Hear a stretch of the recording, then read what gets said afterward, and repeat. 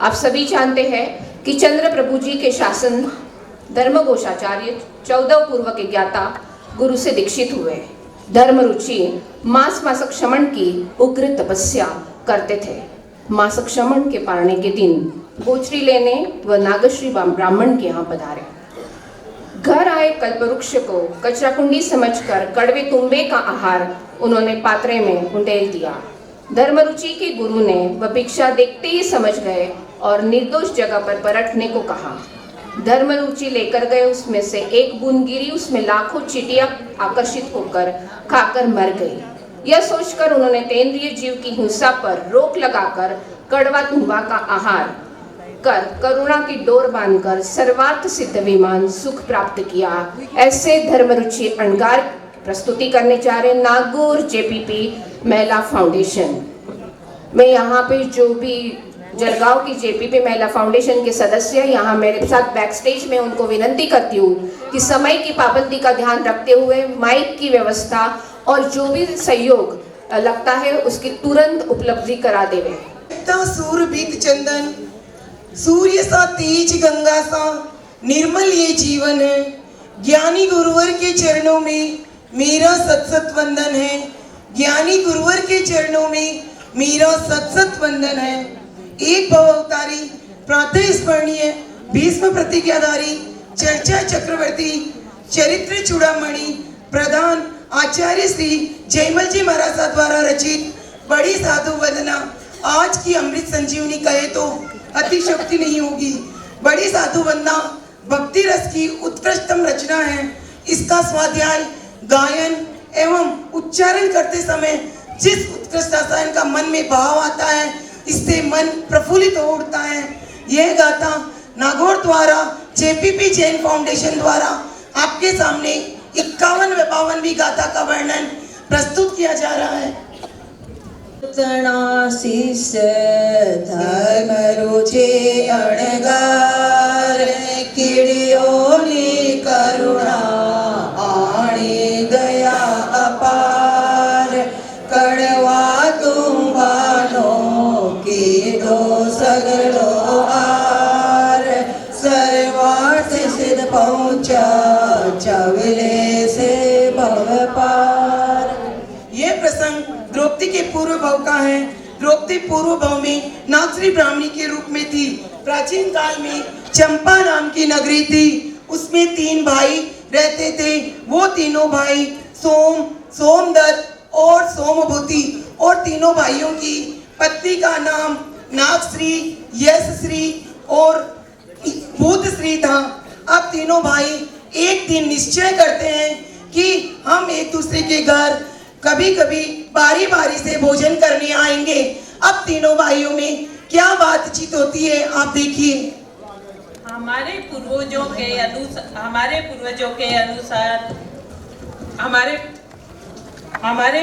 की परंपरा के अनुसार आगे बढ़ते हुए हम तीनों भाई एक दूसरे के घर आपस में भोजन करेंगे, ऐसी मेरी भावना है। क्या तुम दोनों भाई इस निर्णय से, मेरे निर्णय से सहमत हो? हाँ हाँ भैया, आपके निर्णय से मैं सहमत हूँ। हाँ हाँ भैया। क्या मेरे इस निर्णय से तुम तीनों सहमत हो क्या? हाँ हाँ, हम भी तैयार हैं। बहुत मजा आएगा। इस प्रकार तीनों भाइयों में आपस में निर्णय हो जाता है कि बारी बारी से सभी एक दूसरे के घर पर भोजन करने जाएंगे।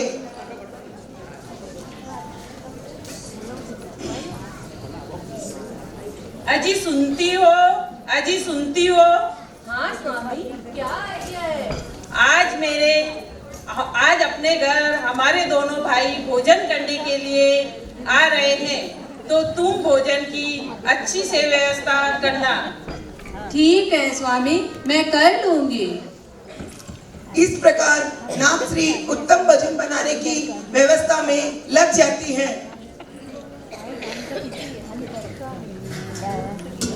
नागश्री सभी के लिए अच्छे अच्छे पकवान बना रही है। खाना तो सभी अच्छा बना है, मसाले से युक्त है, घी से परिपूर्ण है, फिर भी मैं एक बार चख लेती हूँ। अब नागश्री भोजन को देखती हैं और भोजन को चखती है।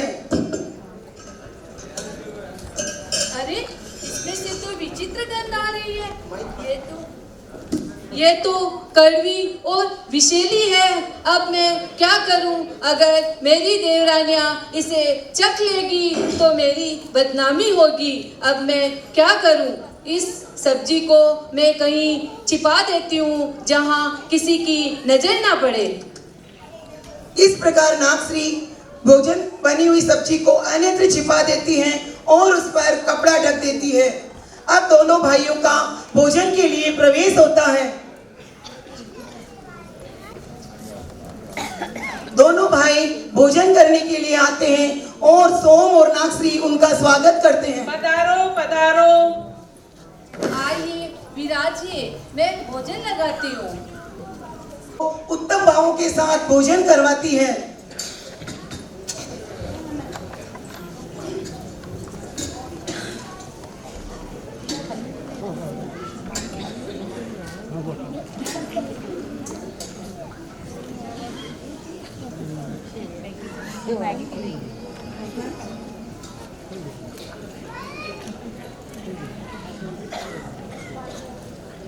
वाह, भाभी जी ने तो बहुत ही स्वादिष्ट भोजन बनाया है।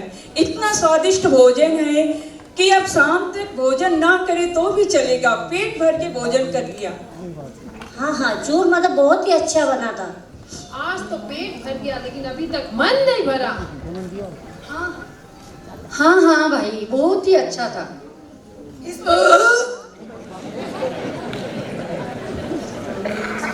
इस प्रकार तीनों भाई भोजन करके अपने अपने काम पर चले जाते हैं। उस समय चंपा नाम की नगरी थी।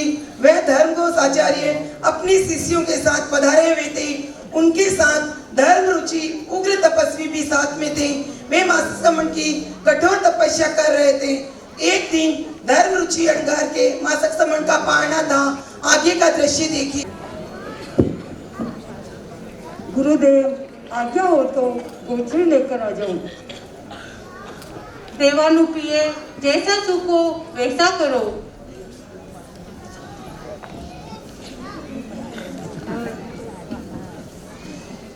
इस प्रकार धर्म रुचि अणगार गुरु आज्ञा से लेकर गोचरी के लिए जाते हैं। गोचरी के लिए उत्तम मध्यम कुलों में घूमते हुए नागश्री ब्राह्मणी के घर पहुंच जाते हैं। उधर नागश्री ब्राह्मणी रसोई की खिड़की में से मुनि को आता हुआ देखती है। अरे मेरे घर तो अन्यासी गंगा चली आई। ये अच्छा अवसर है। ये सब्जी मैं इन मुनि के पात्र में डाल देती हूँ तो मेरी बदनामी भी नहीं होगी।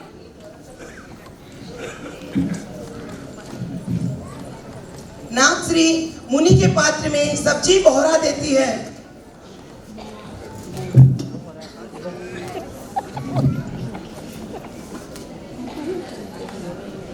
ठहरो भाई, ठहरो।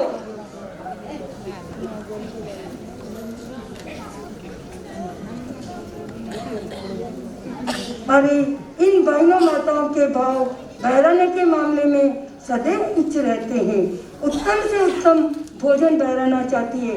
आगे पीछे का बिल्कुल नहीं सोचती। पूरा का पूरा आहार बहरा दिया। ये आहार पर्याप्त है। अब मुझे कहीं अन्यत्र जाने की आवश्यकता नहीं है। अब धर्म रुचि मुनि गोचरी लेकर स्थानक में अपने गुरु के पास आते हैं।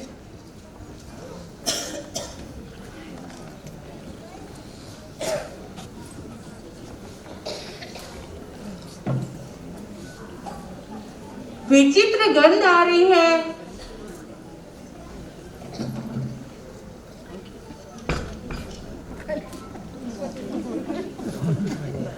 सब्जी कड़वी तीखी कसेली है। यह सब्जी इतनी विषैली है कि तुम असमय में ही जीव रहित हो जाओगे। अतः शांत एकांत आवागमन रहित अचित भूमि देखकर जहाँ जीव विराट न हो वहाँ इसे परत आओ।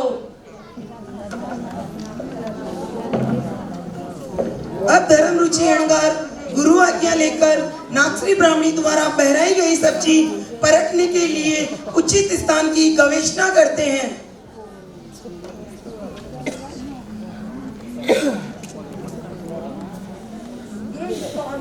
सुगंधित है।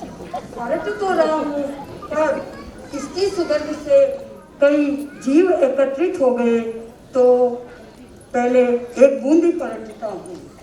धर्म रुचि अणगार जीव विराधना को रोकने के लिए सब्जी का एक बूंदी परतते हैं।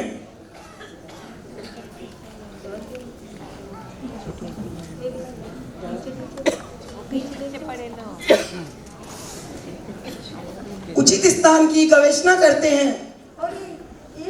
अरे एक बूंद सब्जी से इतनी सारी चीजें बन गई, तो पूरी सब्जी से तो हजारों लाखों करोड़ों जीवों की हिंसा हो सकती है। भयंकर हिंसा घोराती घोर कर्म बंध का कारण बन सकता है। गुरुदेव ने कहा, एकांत निर्वध्य जीव विराधना रहित स्थान पर परतना। ऐसा स्थान कहाँ हो सकता है जिससे मैं जीव विराधना से बच जाऊं? अब धर्म रुचि अणगार चिंतन में डूब जाते हैं कि वो स्थान कौन सा होगा जहाँ पर जीव विराधना नहीं हो। मेरा पेट ही सर्वथा एकांत निर्वध्य जीव विराधना रहित हो स्थान हो सकता है। श्रेष्ठ यही है कि इसे मैं ही खा लेता हूँ। धर्म रुचि अणगार उस विषैले आहार को स्वयं ही खा लेते हैं और उनके शरीर में असहनीय पीड़ा शुरू हो जाती है।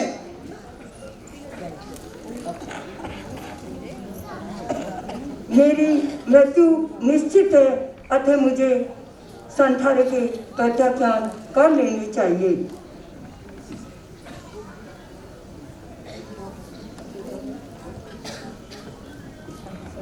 अरिहन्ते शरणं पवजामि, सिद्धे शरणं पवजामि, साऊ शरणं पवजामि, केवली प्रणत धम्मं शरणं पवजामि।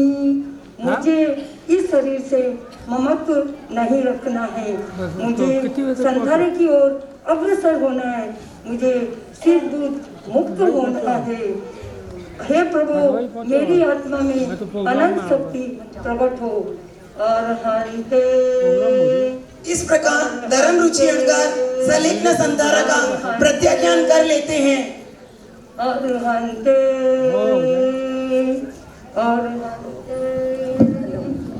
धन्य धन्य धन्य धन्य मुनि अणगार, अणगारों को करते नमन, गुरु चरणों में जिनकी शरण। धन्य धन्य मुनि अणगार, अणगारों को करते नमन, भगवान जपे पापों को तजे, नित्य धर्म में लेते रमण। धन्य धन्य मुनि अणगार। इस प्रकार धर्म रुचि अणगार जो कार्य करते हैं वह कार्य सिद्ध कर लेते हैं। उधर धर्म घोष मुनि अपने शिष्य को क्या आज्ञा देते हैं? धर्म रुचि को गए हुए इतना समय हो गया है, स्तवीर मुनि जाओ, देखो क्या हुआ है, पता लगाओ। जो आज्ञा दे गुरुदेव।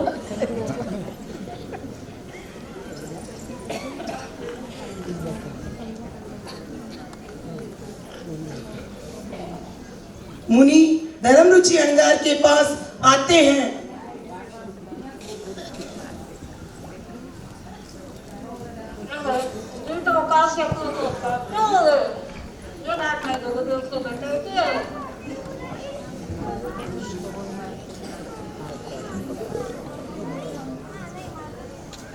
अरे धर्म रुचि आए नहीं, क्या हुआ? वो तो देवलोक गमन हो गए। इस प्रकार मुनि धर्म घोष मुनि को बताते हैं कि धर्म रुचि अणगार मुनि का देवलोक गमन हो गया है।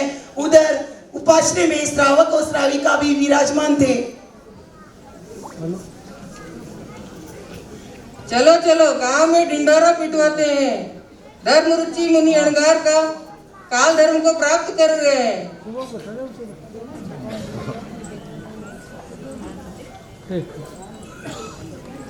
इस प्रकार श्रावक और श्राविका पूरे गांव में ढिंडोरा पिटवा देते हैं और सोम ब्राह्मण के घर पर भी आते हैं। सोम ब्राह्मण की बीवी ने विशेला भोजन बहरा कर दिया तो जरमुनि काल कर गए।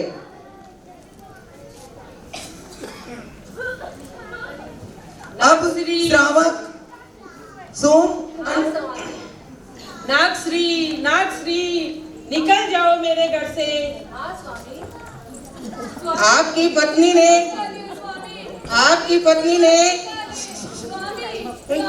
मैंने गलती से कर दिया स्वामी। स्वामी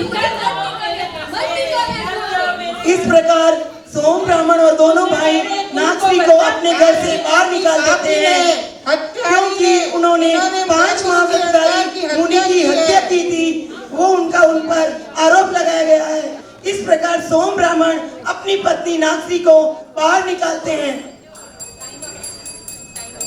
निकल जाओ मेरे घर से, अब मैं तुम्हें घर पे नहीं रख सकता।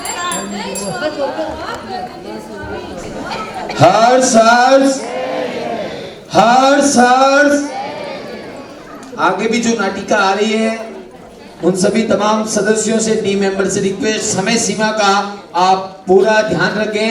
15 मिनट होने के बाद में बेल बज जाएगी और आपकी नाटिका वहीं पे रोक दी जाएगी।